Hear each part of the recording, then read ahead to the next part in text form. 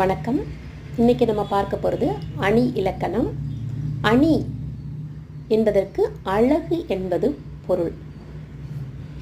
கவிஞர்கள் தம்முடைய பாடல்களை எழுதும்போது தம்முடைய கற்பனை திறத்தாலும் தாங்கள் இயற்ற பாடல்களுக்கு மேலும் அழகு சேர்க்க இந்த அணியை பயன்படுத்துகின்றனர்.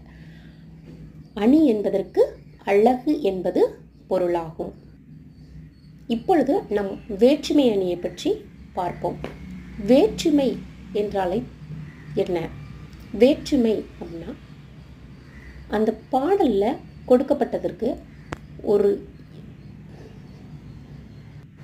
வேற்றுமை அணி என்பது ரெண்டு பொருளுக்குள்ள ஒரு ஒற்றுமையை கூறிட்டு இதிலிருந்து அது மாறுபட்டது என்று ஒரு வேற்றுமையை கூறுவது வேற்றுமை அணி ஆகும். தேனும் வெள்ளை சர்க்கரையும் அப்படிங்கிறதான் நம்மளுக்கான இன்னைக்கான வார்த்தை. தேனும் வெள்ளை சர்க்கரையும் எப்படின்னு சொன்னால், தேனும் இனிப்பு சுவை உடையது, வெள்ளை சர்க்கரையும் இனிப்பு சுவை உடையது. இந்த ரெண்டுமே உள்ள ஒரு ஒற்றுமை என்னன்னா, இனிப்பு சுவை என்பது இரண்டிற்கும் உள்ள ஒற்றுமை ஆகும். அப்போ வேற்றுமை அணி என்றால் என்ன? ஒன்றை ஒப்பிட்டு சொல்லி அதற்கான ஒற்றுமையை குறித்து பின்னர் இதிலிருந்து அது மாறுபட்டது என்பதற்கான வேற்றுமையை கூறுவது வேற்றுமை அணி ஆகும். இப்போ ஒற்றுமை என்ன? அது இனிப்பு சுவையுடையது, இரண்டுமே இனிப்பு சுவையுடையதாகும். இது ஒற்றுமை. அப்போ வேற்றுமை என்ன? தேன் நம் உடலுக்கு மிகவும் ஆரோக்கியமான ஒன்றாகும். ஆனால் வெள்ளை சர்க்கரை நம் உடலுக்கு தீங்கு விளைவிக்கக்கூடியதாகும். அப்போ இதில் இருக்கிற அந்த வேற்றுமை என்பது வெள்ளை சர்க்கரை தீங்கு விளைவிக்கும், தேன் நம் உடலுக்கு ஆரோக்கியம் என்பதை வேற்றுமைப்படுத்தி காட்டுகிறது.